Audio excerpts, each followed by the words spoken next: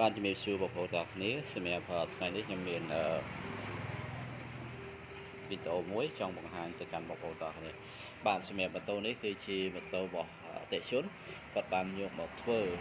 កន្លែងពួកយើងគាត់តែអ្វីដែលពួកយើងបានមើលទៅស្ថានភាពម៉ូតូនេះគាត់ថាម៉ូតូនេះគឺគាត់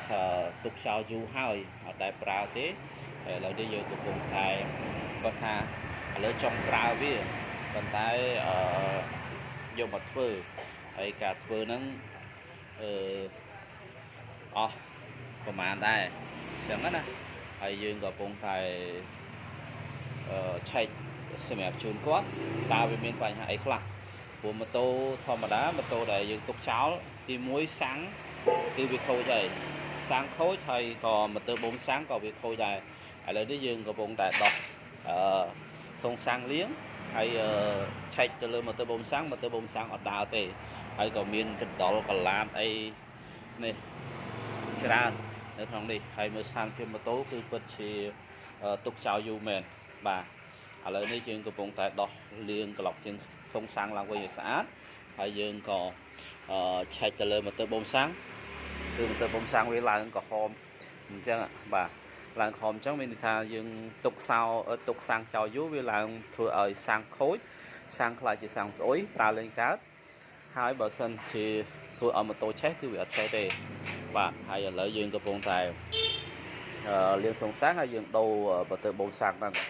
ជូនទៅកាន់គាត់ហើយក៏មានខ្សែ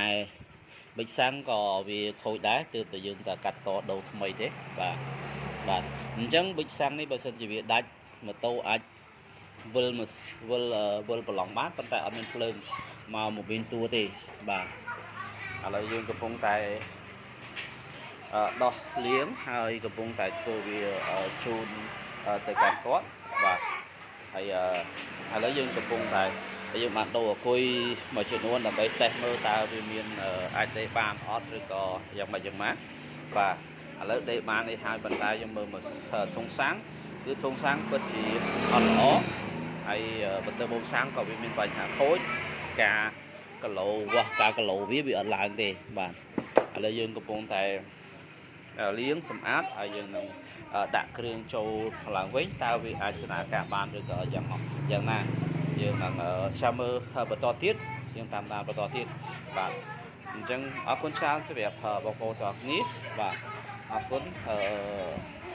យើងនឹងធ្វើវីដេអូបន្តទៀតដើម្បីជជែករំលែកទៅកាន់បងប្អូនទាំងអស់គ្នាថែមទៀតតើម៉ូតូនេះយើងអាចធ្វើវាឆេះដែរឬក៏យ៉ាងណាបាទអរគុណច្រើនបាយបាយ